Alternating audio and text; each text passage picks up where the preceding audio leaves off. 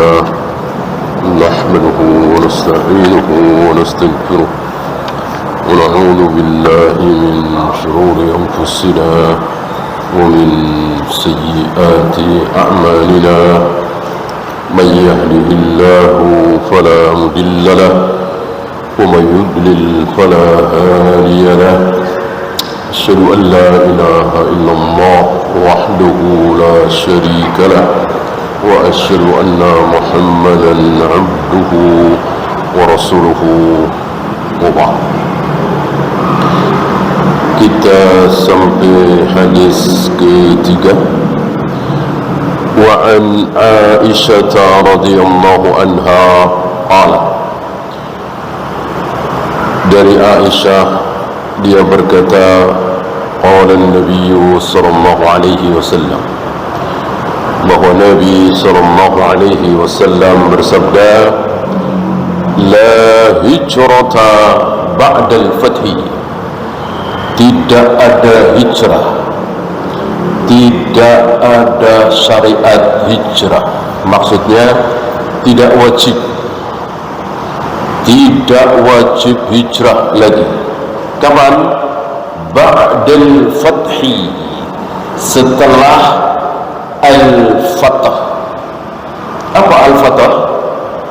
Peristiwa yang terjadi, peristiwa besar, sangat besar, yang terjadi pada tahun 8 Hijrah. Apa? Takluknya kafir Quraisy, takluknya kelompok Abu Jahal, Abu Lahab. Abu Jahalnya sudah mati ya. Abu Sufyan, tokoh-tokoh kafir Quraisy yang dahulu menyakiti Nabi, memusuhi Nabi, mengusir Nabi. Hari itu 8 tahun ke-8 kalah, takluk tanpa pertumpahan darah, kecuali sedikit sekali,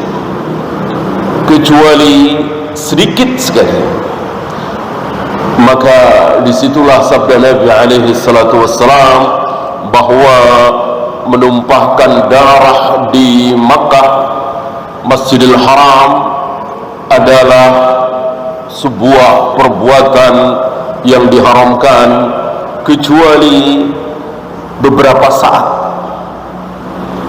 Nah, saat yang dihalalkan oleh Allah itu dipergunakan oleh Nabi SAW sebaik-baiknya untuk menaklukkan. Ini yang saya maksud, kecuali sedikit. Ya, mungkin beberapa orang yang terkena pedang, ya. Selebihnya tidak ada. Jadi betul-betul seolah tanpa pertumpahan darah sama sekali.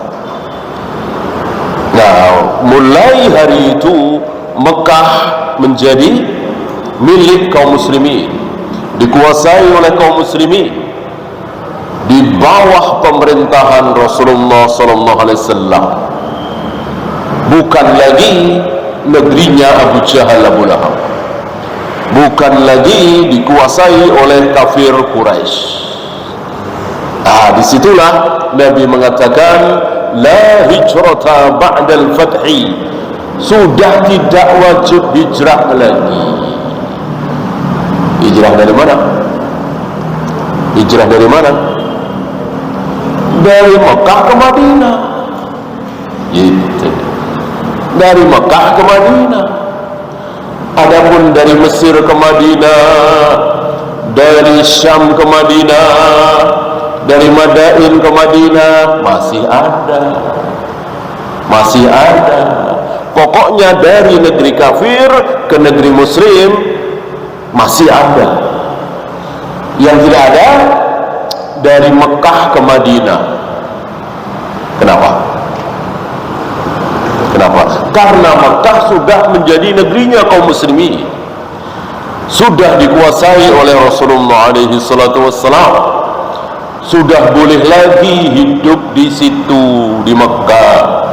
Kemarin tidak boleh. kemarin haram tinggal di Mekah, ya.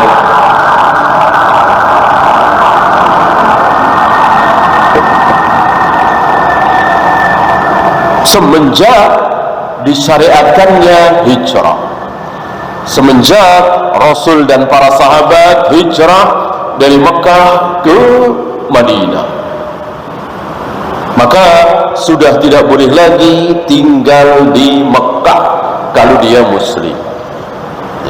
Kenapa? Karena sudah ada negerinya kaum muslimin. Istilah kita sekarang sudah ada negara Islam, sudah ada daulah Islamiyah, ya. Maka nanti akan dibahas kapan hijrah itu menjadi tidak wajib, kapan hijrah itu menjadi tidak wajib, kapan. Ada dua jawaban, ada dua keadaan di mana hijrah tidak wajib. Ketika dua keadaan ini tidak ada, maka hijrah wajib. Seperti sekarang ini. Sekarang ini dua keadaan nggak ada, maka wajib sekarang ini. Hijrah dari mana? Dari Jepang ke Indonesia, dari Jepang ke Mesir, dari Italia ke Saudi ke Indonesia, dari Jerman, Jepang, Inggris, Prancis ke Malaysia. Pokoknya dari negeri kafir ke negeri Islam, dari negeri yang dikuasai oleh orang kafir ke negeri yang dikuasai oleh kaum muslimin, oleh orang Islam. Dan secara kenyataan sesuai dengan syariat. Belum pernah ada orang kafir menjadi raja Saudi, belum pernah ada orang kafir menjadi presiden Mesir misalnya. Kita lihat belakangan aja ya, kalau 100 tahun terakhir lah ya, 100 tahun terakhir belum pernah ada orang kafir menjadi presiden Indonesia misalnya, Raja Brunei misalnya, ya. Sementara Perdana Menteri Jepang, Presiden Amerika, Prancis, Italia, semuanya pasti kafir. Belum pernah ada yang Islam kan, yang Muslim kan, ya. Itu sesuai dengan apa yang disabdakan oleh Nabi SAW. Ketika mayoritas satu negeri adalah Muslim, otomatis pemimpinnya Muslim. Ketika mayoritas satu negeri adalah Nasara, insya Allah pemimpinnya Nasara. Ketika mayoritas satu negeri Hindu, insya Allah pemimpinnya Hindu, dan begitu seterusnya. Ya. Keadaan pemimpin, sifat pemimpin merupakan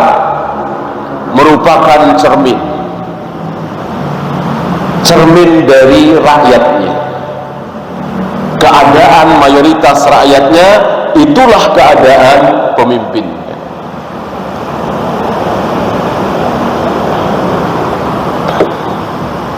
Nah, apa dua keadaan itu? Di mana hijrah sudah tidak wajib lagi? Satu, seluruh negeri di muka bumi kafir semua. Mau hijrah kemana? Seluruh permukaan bumi dikuasai oleh kafir. Gak ada seorang muslim yang menguasai satu negeri. Kapan itu? Pernah terjadi? Ya pernah. Kapan? Beberapa tahun sebelum Rasulullah hijrah ke Madinah. 13 tahun selama beliau menjadi Nabi, 13 tahun pertama beliau jadi Nabi, selama beliau tinggal di Mekah, adakah negara Islam? Tidak ada. Seluruh negeri adalah negara kafir. Sampai Mekah negara kafir. Madinah apalagi? Mekah dikuasai oleh Abu Jahal, Abu Lahab kan? Negara kafir, Madinah negara kafir, semua negeri di muka bumi semuanya negara kafir. Mau hijrah kemana? Maka tidak wajib berhijrah. Ini keadaan pertama. Keadaan kedua, di mana kaum muslimin tidak wajib hijrah? Apa? Seluruh negeri di muka bumi apa? Muslim semua. Seluruh negeri di permukaan bumi negerinya kaum muslimin, nggak ada negeri kafir. Kapan itu? Nanti. Sekarang masih ada negeri kafir, negeri muslim. Sekarang masih ada negerinya kaum muslimin, negerinya kaum kafir. Nanti akan tiba masanya di mana seluruh permukaan bumi dikuasai oleh kaum muslimin. Yang berkuasa adalah Muhammad bin Abdullah bergelar Al-Mahdi, dan disitulah Nabi Isa turun. Adakah penguasa yang tidak tunduk kepada kaum muslimin? Tidak ada. Tidak ada. Tidak berani.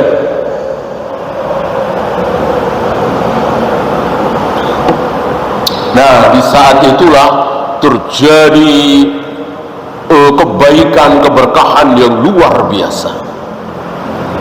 Luar biasa. Ini sepeninggal Dajjal, ketika Nabi Isa turun di akhir zaman. Ya, ada seorang gadis kecil bermain-main dengan singa. Bukan singa yang dijinakkan, ya singa biasa, tapi mau bermain-main dengan gadis kecil. Saking Allah tampakkan keberkahan, ya. Binatang-binatang berbisa sudah tidak mengeluarkan bisanya lagi. Setangkai anggur kenyang dimakan 8-10 orang. Ya, kucing dengan tikus bermain-main. Yang tadinya berantem, ya, hari itu bermain-main, damai. Maka dikatakan hari itu bumi penuh dengan kebaikan setelah sebelumnya dipenuhi dengan keburukan. Ini di akhir zaman, ya, apalagi manusia, apalagi orang-orang yang berilmu. Yang jahil saja, binatang kan jahil, itu berdamai, ya. Sifat buasnya hilang. Disitulah nampak kebenaran firman Allah, liyudhhirahu 'ala ad-dini kulli. Allah akan menangkan Islam di atas seluruh agama. Maka seluruh agama di muka bumi tunduk dengan Islam, mengakui kebenaran Islam. Di saat itulah hijrah sudah tidak wajib lagi. Walakin jihadun wa niyyatun, akan tetapi yang ada adalah jihad dan niat. Tidak ada, walaupun tidak ada hijrah lagi setelah Futuh Mekah, tetapi masih ada apa? Masih ada jihad, masih ada niat. Maka Allah hargai niat seseorang dengan penghargaan yang luar biasa. Mungkin antum masih ingat sabda Nabi SAW tentang 4 manusia. 4 manusia.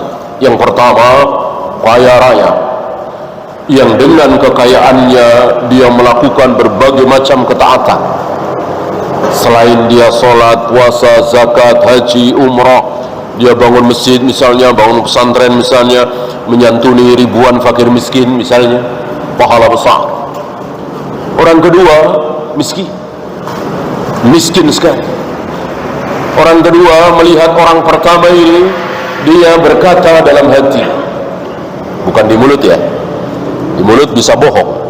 Dia bicara dalam hati, ya Allah, kalau aku kaya sekaya dia, aku akan berbuat seperti dia. Ya bangun masjid, ya bangun pesantren, ya menyantuni fakir miskin dan seterusnya. Apa kata Nabi?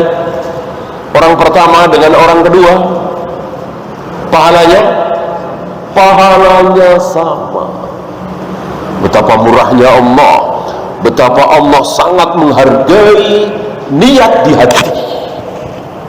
Orang gak ada yang tahu, cuman dia bertekad, ya Allah saksikan, kalau aku kaya seperti dia, aku akan berbuat seperti dia. Kan jarang orang seperti ini. Yang ada, kalau aku kaya, akan aku penuhi garasiku dengan mobil-mobil mewah misalnya. Kalau aku kaya, aku akan bikin rumahku begini. Itu kan yang sering ya.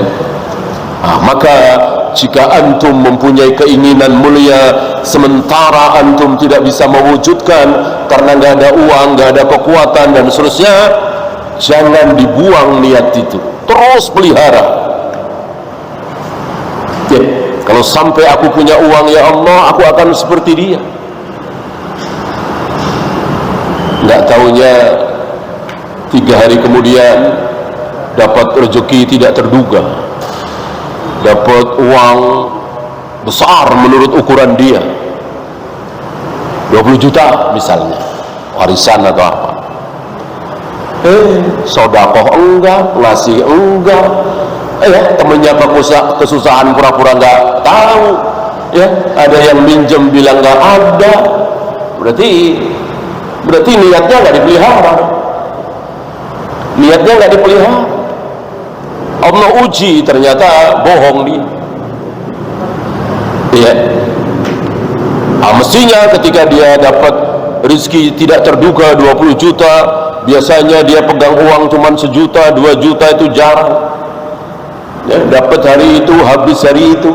Tiba-tiba dapat 20 juta, ya buktikan. Buktikan ada yang butuh, ada yang perlu bantuan. Buktikan.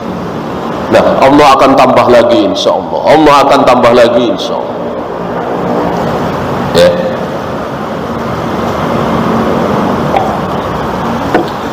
Karena kadang-kadang kita itu silau dengan jumlah. Kadang-kadang kita itu silau dengan jumlah. Waktu miskin, waktu sederhana, ada tamu, ada saudara datang, seolah duit dibagi 2. Kenapa? Ya duitnya cuma 100 ribu, 200 ribu. Alhamdulillah ini ada nih 100 ribu, kita bagi 2 ya. Gitu. 50 ribu. 50 ribu. Ya. Allah uji dia. Allah uji dia, uangnya bukan 100 ribu, 200 ribu lagi, tapi 200 juta, 500 juta. Ya. Berani bagi 2? Alhamdulillah ini ada 400 juta, bagi 2 ya. Silau dengan jumlah. Padahal kalau dia mau jujur ya, mestinya lebih ringan ngasih 200 juta. Orang masih sisa 200 juta. Dulu waktu ngasih 50 ribu, sisanya cuma 50 ribu. Kan sama-sama bagi 2. Itulah kita merasa berat dengan jumlah. Gitu. Merasa berat dengan jumlah. Padahal yang dihargai oleh Allah, yang dicatat oleh Allah, jumlah apa pengorbanan? Pengorbanan. Bahasa kita pengorbanan ya persentase. Ya. Maka hadis saya An-Nasa'i mengatakan bahwa 1 dirham mengalahkan 100 dirham. Sedekah 1 dirham mengalahkan sedekah 100 dirham. Pahalanya lebih banyak dari sedekah 100 dirham. Padahal cuma 1 dirham. Kenapa? Kenapa? Karena orang yang sedekah 1 dirham, dia cuman punya harta 2 dirham. Berarti bagi 2 kayak tadi, 50%. Ya.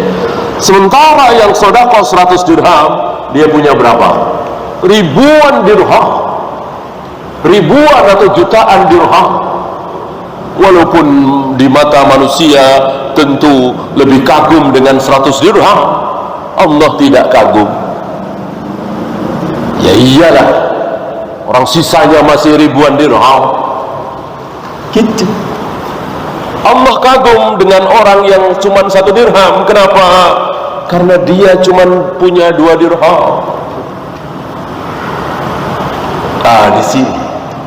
Di sini rahasia kenapa orang miskin dengan orang kaya sedekahnya sama, amalnya sama, pahalanya sama, dosanya sama, masuk surganya duluan yang mana?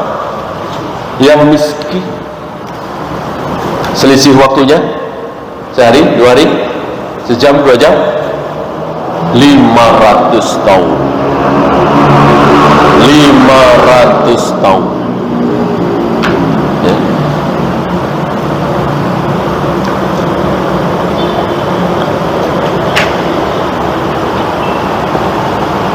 Kenapa? Tadi ya, pengorbanan. Sekiranya itu masih ingat tingkatan dermawan ya, dari mulai karam, jud, ihsan ya. Walaupun sedekah banyak tapi nggak ngaruh di dirinya. Mobilnya masih mewah, rumahnya masih megah, simpanannya masih banyak, walaupun sedekahnya banyak. Ini dermawan tingkat paling rendah ya. Yang lebih tinggi apa? Jud. Dia bersedekah dan berpengaruh bagi hidupnya. Kalau dia tidak sedekah ke saudaranya itu, mestinya dia bisa ganti mobil misalnya. Nah, dia milih nyumbang saudaranya, adiknya, sepupunya, keponakannya yang butuh bantuan, dibela-belain nggak jadi ganti mobil. Ini kan pengaruh bagi dirinya. Ini lebih besar, walaupun nggak seberapa, mungkin 10 juta, mungkin 15 juta, atau mungkin yang lebih kecil dari itu, pengorbanannya lebih kecil ya. Sedekah 10.000. Seandainya dia tidak sedekah 10.000 hari itu, mungkin kebeli lauk, kebeli ayam. Ini tidak kebeli, cuman nasi sama sayur istilahnya. Kenapa? Karena pagi itu dia nggak tega melihat tetangganya nggak masak misalnya. Nah, dia sumbangkan 10.000. Akhirnya dia tidak kebeli lauk, tidak kebeli ayam. Itu lebih tinggi. Yang paling tinggi adalah Isa ya. Dia lebih mengutamakan orang lain, saudaranya, daripada dirinya sendiri. Ini yang sulit kita dapati hari ini, dan ini sifat menonjol siapa?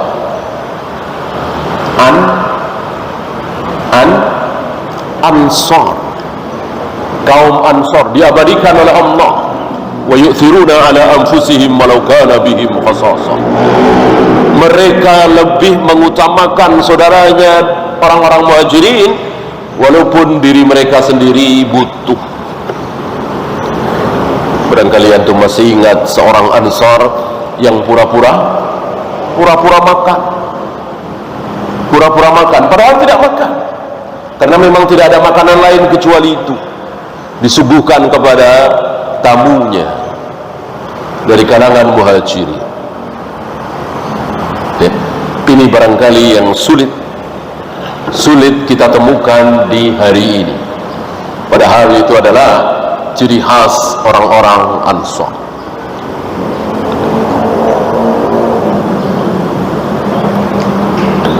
Ini niat ya. Maka sekali lagi, jika antum punya niat baik, jangan pernah dihilangkan. Dengan apa? dengan perbuatan antum sendiri. Seperti tadi ya, katanya janji di hadapan Allah kalau punya uang banyak akan berbuat seperti dia, bangun masjid, bangun pesantren. Ini tiba-tiba dapat hadiah 20 juta, nggak ngapa-ngapain ya. Allah uji, ternyata bohong. Seandainya dia lulus, insya Allah dapat 20 juta, dia manfaatkan cuma 10 juta, yang 10 juta dia pergunakan untuk fakir miskin, masjid, pesantren, dan Allah uji lagi 100 juta, dia bisa lagi, Allah uji lagi 1 miliar, dia bisa lagi, terus ya. Dan sepertinya kita tahu ada ya orang-orang seperti, walaupun sedikit, ada. Semakin mendapatkan banyak rezeki, semakin banyak bersedekah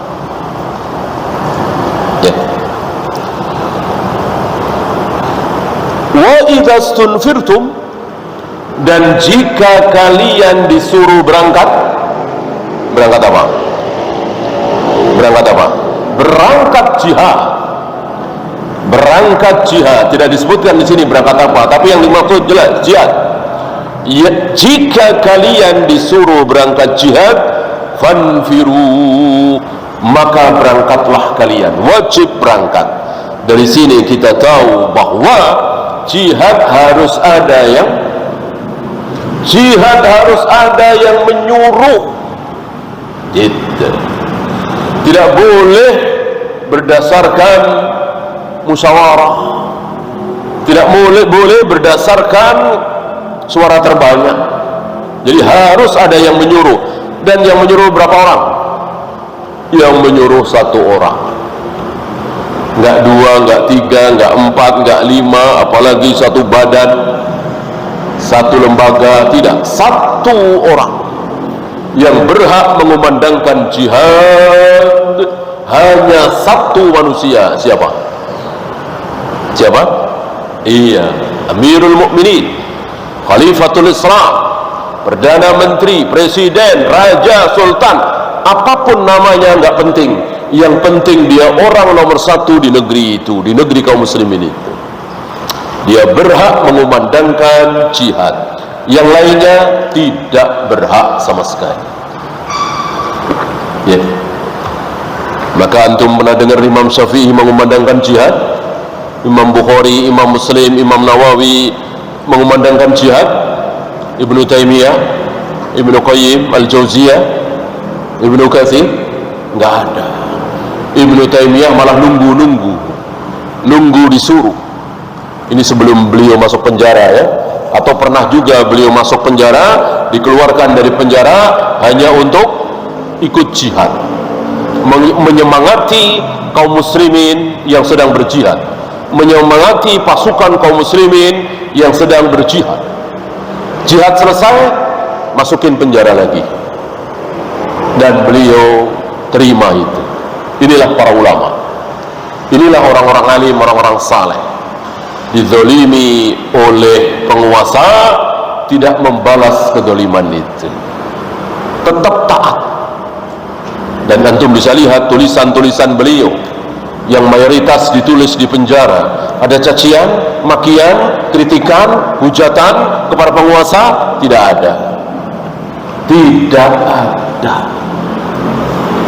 Kalau mencaci maki penguasa, mengkritik penguasa, menghujat penguasa boleh, barangkali beliau nomor 1. Habis umur beliau di penjara, sampai wafat di penjara. Tapi nggak ada cacian, nggak ada makian.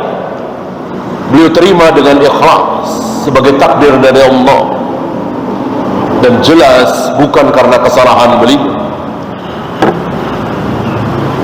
karena syubhat yang ada di kepala penguasa hari ini.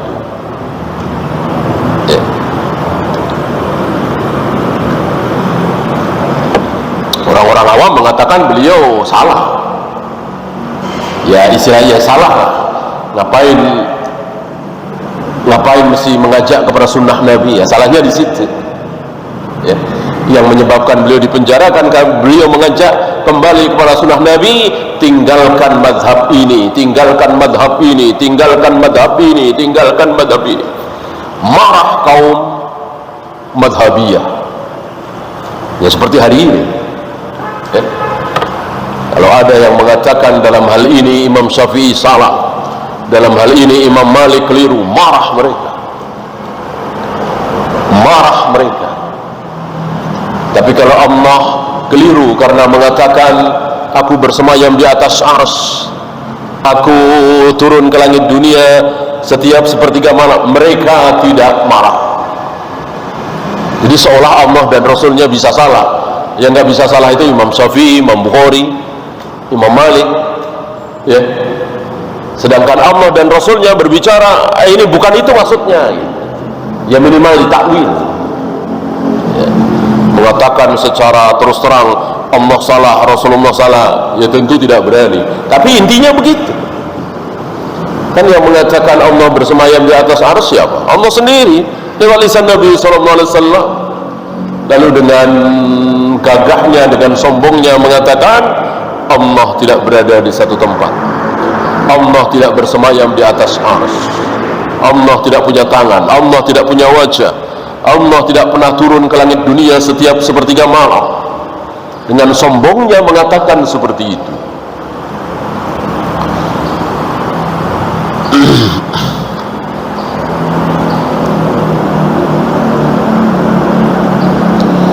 Ya, muttafaqun alaih, di sini sahih riwayat Imam Bukhari dan Muslim.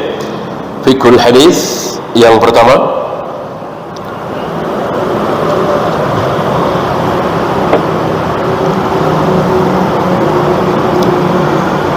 nusikha wujubul hijrati min Makkah ila al-Madinati. Telah dimansuh, telah dihapus kewajiban hijrah dari Mekah ke Madinah. Sudah dihapus, sudah dimansuh, sudah tidak wajib lagi hijrah dari Mekah ke Madinah. Kenapa? Kenapa? Tadi li'annaha sarat dara islamin, karena Mekah sudah menjadi negeri Islam, negerinya kaum muslimin. Di hari di mana Rasul menguasai Mekah, jadi hitungannya hari ya, bukan tunggu 1 bulan lagi, tunggu setengah tahun lagi, enggak. Di hari di mana Syam dikuasai oleh para sahabat, hari itu Syam sudah bukan negerinya Heraklius lagi, sudah bukan negeri Romawi lagi, sudah bukan negerinya Ahlul Kitab, bukan negerinya kaum Nasara, tapi sudah menjadi negeri Islam. Walaupun gereja masih di mana-mana, pendeta, pastor, para batrik masih banyak di situ, tapi sudah dikuasai oleh kaum muslimin. Bahkan ada riwayat hari pertama atau hari kedua Umar, kan Umar sendiri yang datang langsung ya, ini Rasul sudah wafat, Abu Bakar sudah wafat, bingung mau sholat berjamaah di mana, karena kan belum ada masjid ya.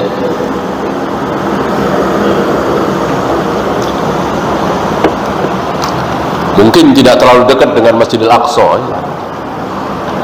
Masjidil Aqsa sekarang Palestina kan termasuk Syam juga. Syam kan meliputi Syria, Damaskus ya, sekarang Yordan, Urdun, sekarang Palestina. Namanya kan belum ada Palestina dulu ya. Itu Syam ya, yang begitu luas, meliputi Syria, Damaskus, Yordan, Palestina. Itu cuman satu provinsi, bukan satu negara, satu provinsi, Syam, di bawah pemerintahan pusat Islam di Madinah, khalifahnya di Madinah. Sekarang berapa negara? Yordan negara sendiri, Palestina negara sendiri, Syria negara sendiri ya. Dulu cuman satu provinsi, Amir.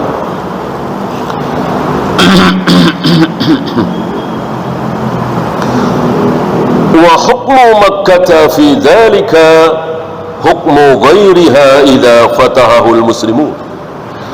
Dan hukum Mekah, keadaan Mekah, sifat Mekah persis seperti negeri-negeri lain yang bernasib seperti Mekah. Artinya kemarin-kemarin dikuasai kaum kafirin, sekarang sudah dikuasai oleh kaum muslimin. Ya misalnya Papua Negeri misalnya, kan negerinya kaum kafirin, tiba-tiba dikuasai oleh Indonesia kaum muslimin. Ya, hari itu sudah menjadi negerinya kaum muslimin. Walaupun masih mayoritas di sana Nasoro misalnya. Ya seperti Bali lah, nggak jauh-jauh. Bali mayoritas Hindu misalnya. Apakah negeri kafir? Tidak, karena di bawah kekuasaan pusat. Jadi jangan melihat daerah-daerah,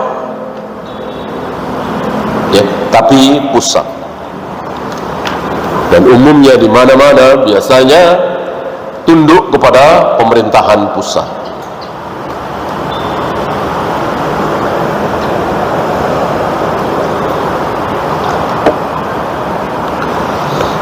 Kemudian bisyaratun nabawiyyatun anna Makkah tabqa daru islamin abadan. Kabar gembira dari Nabi SAW, berarti wahyu, tidak mungkin salah. Apa? Bahwa Makkah akan menjadi negeri Islam selama-lamanya. Dengan ucapan Nabi di atas, la hijrata ba'dal fathi. Fathi kan adanya di Mekah. Ketika Syam dikuasai, enggak disebut Yaumul Fath, enggak. Ya. Ketika Mesir dikuasai, Futuh Mesir, enggak. Futuh Al-Fath sampai ada suratnya tersendiri kan. Ja'a nasrullahi wal fath, Al-Fath. Berarti Fath yang dimaksud adalah Mekah, bukan yang lain. Maka jaminan dari Allah lewat lisan Nabi SAW bahwa Mekah pasti akan menjadi negara Islam selama-lamanya, insyaallah, dengan Madinah. Adapun Mesir, Jordan, Yaman, Indonesia, Malaysia, Brunei, nggak ada jaminan, nggak ada jaminan. Satu ketika Brunei menjadi negara kafir, mungkinkah? Mungkin. Indonesia, Malaysia, Mesir suatu ketika menjadi negara kafir, mungkinkah? Mungkin. Mungkin, nggak ada dalil. Akan terus Muslim sampai hari kiamat. Nah, yang ada dalil Mekah dan Madinah. Bahkan ketika sudah tidak ada orang Islam lagi, kan nanti akan tiba satu masa di mana la yuqalu fil ardi Allah Allah Allah Allah. Di muka bumi tidak ada satupun manusia yang menyebut lafaz Allah. Berarti ada orang Islam nggak kira-kira hari itu? Ada orang Islam nggak? Ya nggak mungkin. Nggak menyebut nama Allah saja nggak ada. Islam dari mana? Namanya Islam ya menyebut asyhadu an la ilaha illallah, asyhadu anna Muhammadar Rasulullah, minimal astaghfirullah, la ilaha illallah, subhanallah. Namanya Islam, walaupun mungkin jarang sholat. Ini menyebut lafaz Allah saja sudah tidak ada. Berarti hari itu di muka bumi sudah tidak ada orang Islam. Bagaimana Mekah Madinah? Berarti dikuasai dan diinjak oleh orang kafir juga dong? Jawabnya tidak. Tidak. Allah lebih memilih binatang. Allah mempersilahkan para binatang untuk tinggal di Mekah Madinah. Ya. Manusia nggak suka karena banyak binatang-binatang buas. Ya.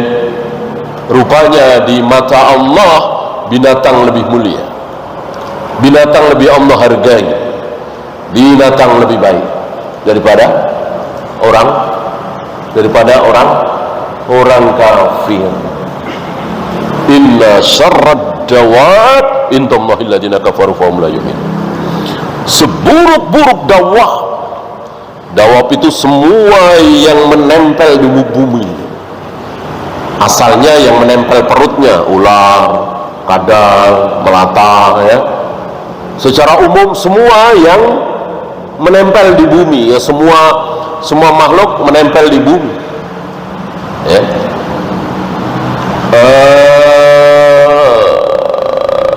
Siapa yang paling buruk? Anjing? Kera? Babi? Tidak.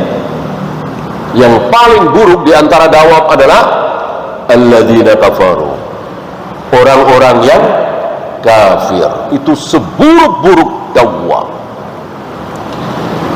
Bahkan Allah dengan tegas mengatakan ulaika kal an'am, mereka itu seperti an'am. Apa an'am? Binatang yang paling bodoh, lebih bodoh dari kera, lebih bodoh dari anjing, lebih bodoh dari macan, harimau, singa, buaya. Apa? Binatang ternak. Binatang ternak kan bodoh, bodoh sekali, kuat, besar, tenaganya luar biasa, dituntun sama bocah kecil, kerempeng, ngikut. Bodoh kan? Itulah, kalau binatang ternak tidak bodoh, nggak bisa diternakkan, ya.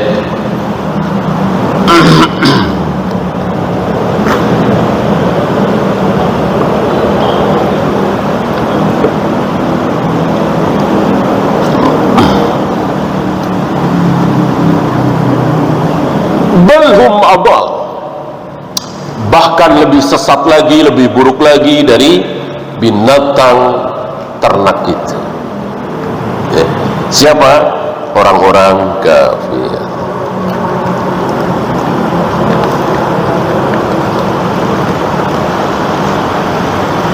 Kemudian la tanqati'ul hijratu ma dama fid dunya dara kufrin wa dara islamin. Nah, ini jadi tidak akan pernah terputus kewajiban hijrah. Artinya kewajiban hijrah itu terus ada selagi apa? Selagi di muka bumi masih ada negeri kafir dan ada negeri Islam. Seperti sekarang ini, Mesir, Saudi, Indonesia, Malaysia, Brunei ada. Sementara Jepang, Eropa, Amerika, Inggris, Prancis ada. Negeri kafir ada, negeri Islam ada. Nah, ketika ini terjadi, maka kewajiban hijrah tidak akan pernah putus. Artinya, siapapun seorang muslim yang tinggal di Inggris, Prancis, Jerman, Amerika, Jepang, dan seterusnya, wajib hijrah. Silahkan mau pilih negeri Islam yang mana. Indonesia silahkan, Malaysia silahkan, Mesir silahkan, Saudi silahkan, boleh pilih, ya. Adakah perkecualian? Tentu. Jangankan cuma hijrah, adakah perkecualian orang boleh tidak puasa Ramadan? Ada. Tidak bayar zakat tapi nggak dosa? Adakah? Ada. Tidak pergi haji tapi nggak dosa? Adakah? Banyak. Apalagi sekedar hijrah yang bukan rukun Islam. Maka tinggal di Jepang padahal muslim, tinggal di Amerika, Inggris, Prancis, Jerman padahal muslim, dan dia tidak berdosa sampai mati, mungkinkah? Mungkin. Kenapa? Mungkin dia tidak mampu. La yukallifullahu nafsan illa wus'aha, ya. Atau mungkin dia menjadi utusan resmi satu negeri Islam, duta besar Indonesia untuk Jepang. Tentu bukan satu orang dua orang, ya. Di kedutaan besar, di KBRI kan nggak mungkin seorang dua orang, bisa puluhan orang, mungkin ratusan orang, ya. Ada ketuanya, ada wakilnya, ada bagian ini, bagian itu, dan seterusnya. Bolehkah mereka tinggal di sana? Boleh, sebagai utusan resmi negara Islam. Duta besar Saudi untuk Jerman, tinggal di Jerman, bolehkah? Boleh. Ya.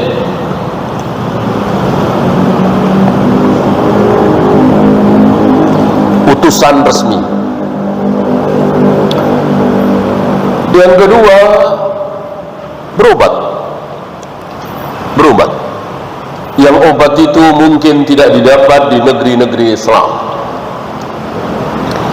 Peralatannya, obatnya, kecanggihannya, dokternya misalnya. Beberapa ulama, salah satunya Syekh Utsaimin, kan sempat dirawat di Amerika. Sempat dirawat beberapa masyayikh itu di negeri-negeri kafir. Bolehkah? Boleh. Kemudian mencari ilmu. Ilmu apa kira-kira? Ilmu agama apa ilmu dunia? Ya jelas ilmu dunia. Masa ilmu agama nyarinya di Inggris, Perancis, Amerika, Kanada? Aneh ya. Ilmu agama ya dicari di Mekah, Madinah, tempat para ulama ada di sana, bukan di Eropa, bukan di Jepang, di Amerika. Ini aneh programnya Menteri Agama waktu itu ya, sebelum tahun 2000 saya kira ya.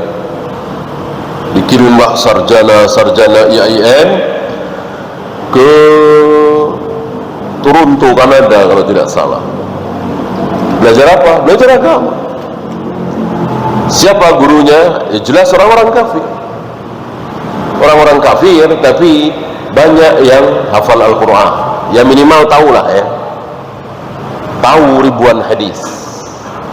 Gitu. Dan ada beberapa kaumus Arab itu yang menulis orang kafir. Jadi ada orang kafir yang belajar tentang Islam. Untuk apa? Untuk ilmu. Bilangnya mereka untuk ilmu. Tapi insya Allah kita tidak suudzon, sudah banyak bukti untuk merusak Islam dari dalam. Bilangnya mereka ya untuk ilmu saja.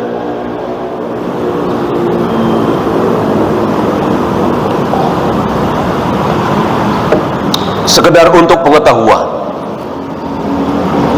Tapi kenyataan yang ada, Islam menjadi rusak, pelajar-pelajar itu menjadi rusak setelah pulang dari sana ya. Salah satu proyeknya adalah menghilangkan kata jihad ya. Karena mereka memang takut luar biasa dengan teriakan jihad. Bagaimana sebuah teriakan yang dengan teriakan itu menang, dapat kemuliaan dunia, kekayaan luar biasa, kalah, mati, dapat surga. Coba, apa yang ditakuti? Apa yang ditakuti dari jihad kalau dia muslim?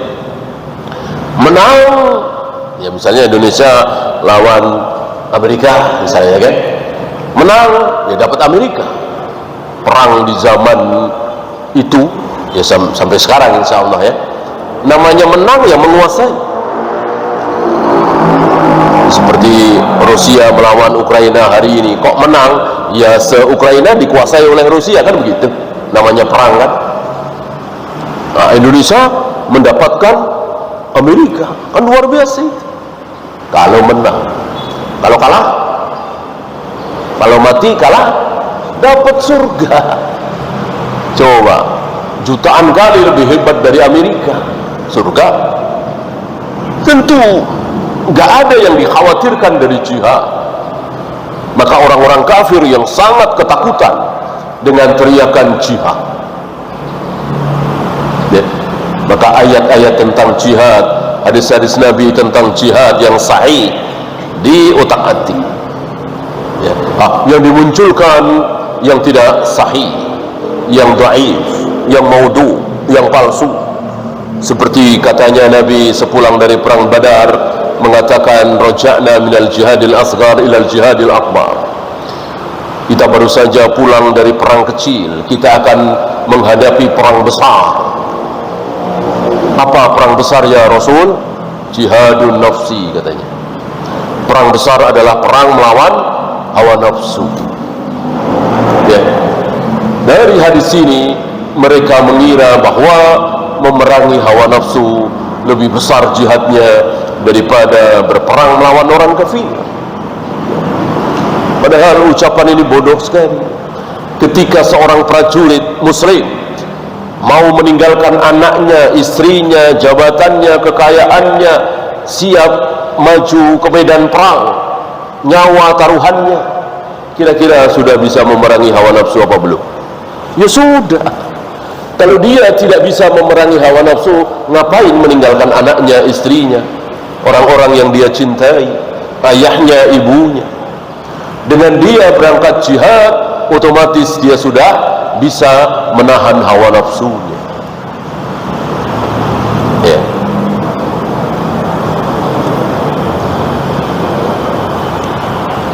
Nah, sepulang dari sana, insyaallah antum pernah dengar ya, ada yang mengatakan la ilaha illallah, artinya tidak ada Tuhan kecuali Tuhan. Hanya Tuhan pertama T-nya kecil, Tuhan kedua T-nya besar. Ya. Alhamdulillah dia sudah tidak ada di muka bumi ini. Kalau wanita dicerai suami untuk nikah lagi harus ada masa idah, nunggu masa idah. Suami laki-laki juga harus begitu, adil katanya. Kalau anak laki-laki dapat warisan 100 juta, anak perempuan juga harus 100 juta, adil katanya. Ya, semua agama sama, semua agama bisa masuk surga. Ada lagi ahlul kitab, termasuk orang tadi. Ahlul kitab bukan hanya Yahudi dan Nasrani, orang Buddha, orang Hindu, orang Konghucu, mereka juga ahlul kitab karena mereka juga punya kitab. Gitu. Padahal Nabi telah membatasi ahlul kitab hanya Yahudi dan Nasrani. Di luar Yahudi dan Nasrani bukan ahlul kitab. Dan seterusnya dan seterusnya. Ucapan-ucapan aneh mereka.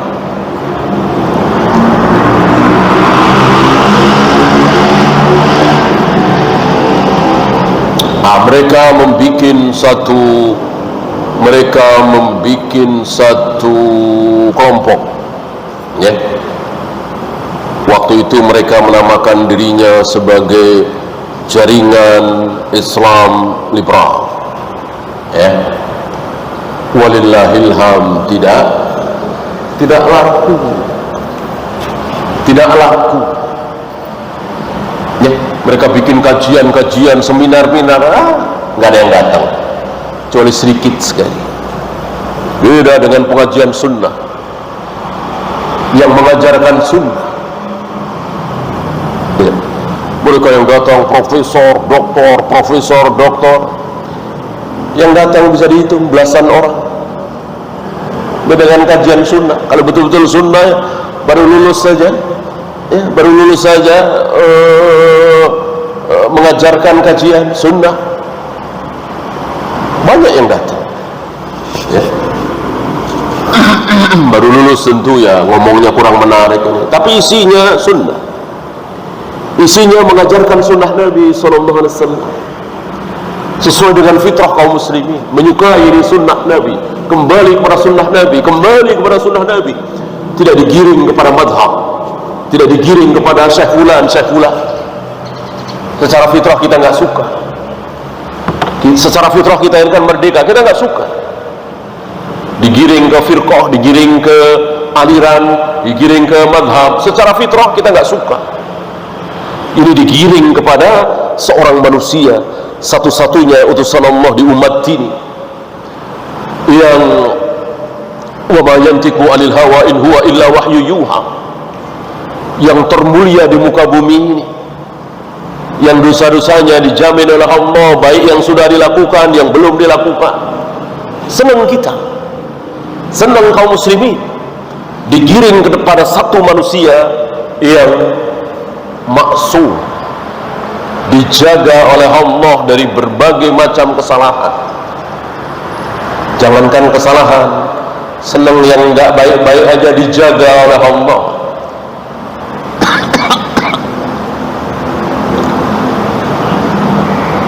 Yang disukai oleh beliau dijaga oleh Allah. Jangan sampai beliau suka sama yang kurang baik, gitu. Maka dijaga oleh Allah. Allah bikin beliau suka susu, madu, ya, yang baik-baik, daging, ya. Beliau nggak suka jeroan, dibuang. Beliau nggak suka maghfir. Maghfir itu minuman enak, insya Allah lezat, tapi baunya kurang sedap. Beliau nggak suka.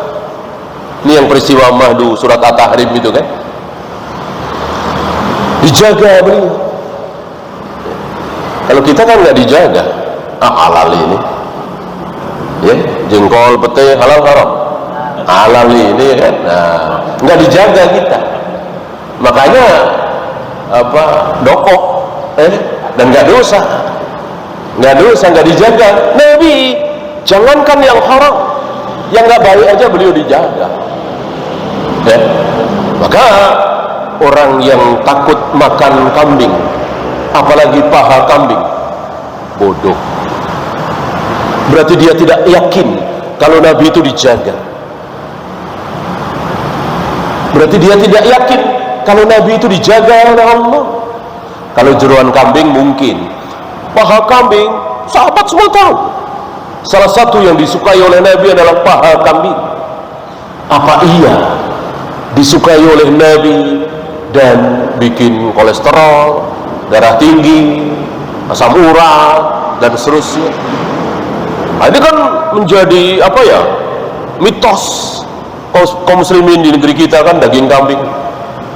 Alhamdulillah, penyelidikan demi penyelidikan terbukti mana yang lebih berbahaya, daging kambing apa daging sapi. Dokter-dokter pada tahu yang lebih tinggi kolesterol ternyata sapi, ternyata bebek, ternyata telur puyuh, bukan kambing.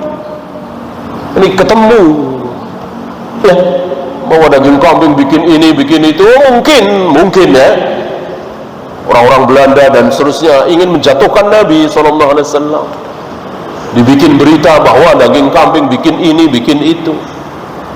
Nabi suka sekali. Mustahil kesukaan Nabi kok jelek, berarti nggak dijaga dong, ya. Maka setelah diselidiki, yang sangat disukai oleh Nabi luar biasa. Salah satunya kalau buah kan labu. Penyelidikan tentang labu kan luar biasa. Muncul kan penyelidikan tentang keutamaan, kemanfaat labu. Sampai Anas bin Malik, tadinya aku nggak suka makan labu. Begitu aku melihat Nabi begitu lahapnya makan labu, aku menjadi suka. Fitrah, ya. Orang yang dia cintai, menyukai sesuatu, ikut menyukai sesuatu, fitrah.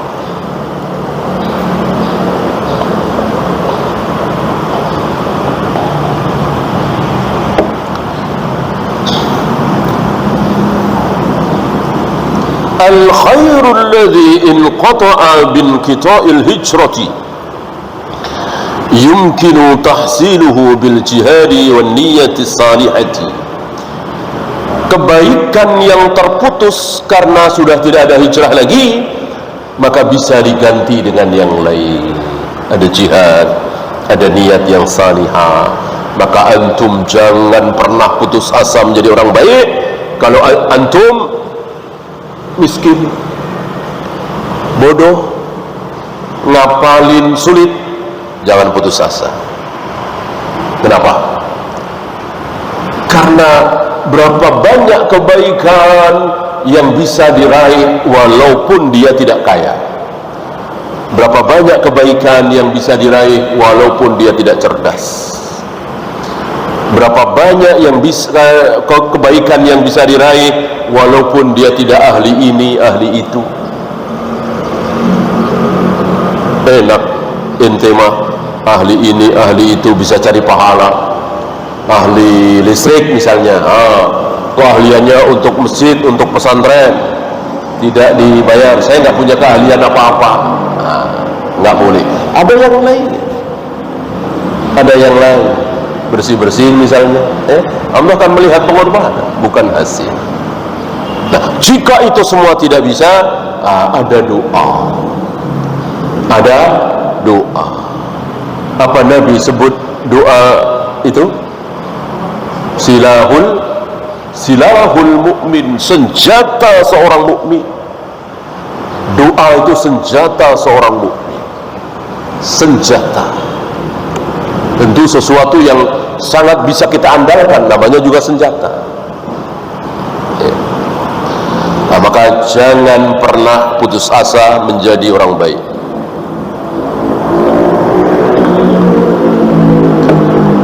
Wujubul khuruji fil ghazwi idza da'a ilaihi al-imam. Wajib keluar untuk berperang, berjihad apabila diperintahkan seorang imam. Apabila seorang imam pemimpin mengumandangkan jihad, wajib kita berangkat. Tidak berangkat, dosa besar. Kecuali kita memang termasuk yang diizinkan untuk tidak berangkat, ya. Mungkin cacat, mungkin berpenyakit, atau memang bukan pasukan. Di zaman Nabi, seluruh laki-laki dewasa sehat otomatis pasukan perang. Begitu juga di zaman Abu Bakar, seluruh laki-laki dewasa sehat tidak cacat, dia adalah pasukan perang. Di awal zaman Umar seperti itu. Setelah beberapa tahun Umar berkuasa, beliau dan kaum muslimin sudah tambah banyak sekali, beliau memilah mana yang pasukan, mana yang bukan pasukan, walaupun sehat, walaupun laki-laki, walaupun dewasa. Kalau istilah sekarang militer, ada sipil, ya. Yang terakhir, yajibu qasdul jihadi wa tahdithun nafsi bihi